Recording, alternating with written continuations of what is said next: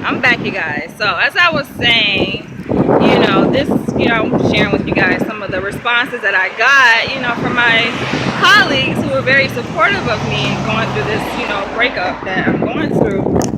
And she was like, that's kind of sad that, he couldn't even support you through the end of the program because, mind you guys, I'm just now finishing up my first year as a PhD student. So this is like the end of year one, and I have 3 more years to go in this program. And I said, I'm not really feeling necessarily bad about it because I know it takes two people, so it's not like I have so much animosity or anger towards him or anything. I know it takes two people to make a relationship go sour, so I know that I took part in, I played a role, what I'm saying, in what happened. And I was saying, even the cases where, there is a victim, identified victim, such as, a woman who's being abused, or it could be a man who's being abused, it's still, she has to still own some responsibility for what happened, I think, even in an abusive relationship. So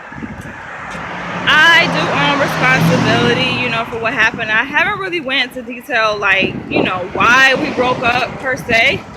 And I may do a video about that, I may not.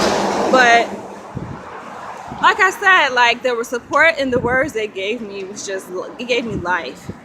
And another one of my classmates, there's 4 of us in the group, another one of my classmates, she was like, girl, don't worry about it. You can go out and do those things that you always wanted to do, that you couldn't do because you were in a relationship. And I was like, that's, I think, obviously the first thing that crossed my mind when I realized that it wasn't going to work out and we're breaking up. Like, you know what? It's a lot of things that, I do want to do that I guess I necessarily, didn't do out of respect, for a relationship. But all kinds of things, like, for example, yoga. I want to take some new yoga classes. I first learned about new yoga in New York City, and I thought it was just the best thing since sliced bread or whatever. Just the whole idea of being able to kind of be comfortable in your own skin, and the process of doing that is, being able to participate in the class where there are other people who are also nude and naked, just like yourself. And, it helps us to kind of get in tune with our body and, who we are. So I don't know. I thought that was a good idea to try new yoga.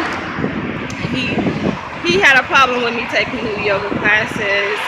So many things I wanted to do. Go to London. Something that we were going to do anyway. But my decision to move to London was kind of more of a personal decision, and he was just going to kind of come along with me. But like going to London, I'm thinking about actually booking a flight because, I got some money saved up. And, I'm pretty stable financially now out here in LA. So I'm like, I can book a flight. I can go to London. I can, like, there's so many things, possibilities that exist out there, So even though, because,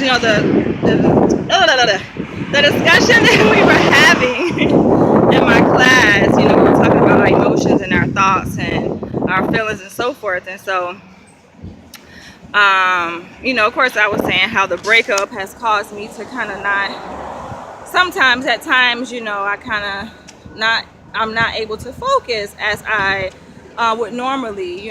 Sometimes I get distracted. Even while I was in the class today, I was like a little bit distracted, because I just talked to him and I found out that, he didn't pay. I hope you guys can hear me, but he didn't pay the rent for this month.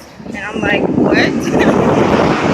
So, and I guess it's just out of spite for him. I think a lot of things that he does or did do, in the relationship, it was like just out of manipulation, just to try to get me to do something, which I feel like, guys, and this is for anybody in a relationship, any kind of relationship you're in, it's like if you want somebody to do something, it's something that they're not doing, that you want them to do, it's like there are things that you can do, things that you can say that are not harmful, that are not offensive, that are not manipulative, I think, but you can, say certain things. Sometimes it's just simple as asking a person, but I think sometimes people just feel they want to be in control all the time. So,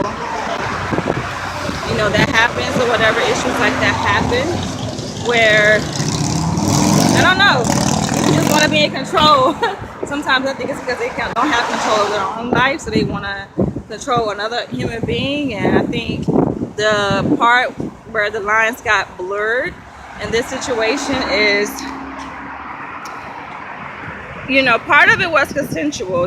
Like I said in my other video, if you guys can go back and watch that, when I did a Q&A most recently, and I talked about our relationship. But I think part of it is because, like, we mutually agreed that we were going to enter into a DS relationship, and I think he kind of took it and ran with it.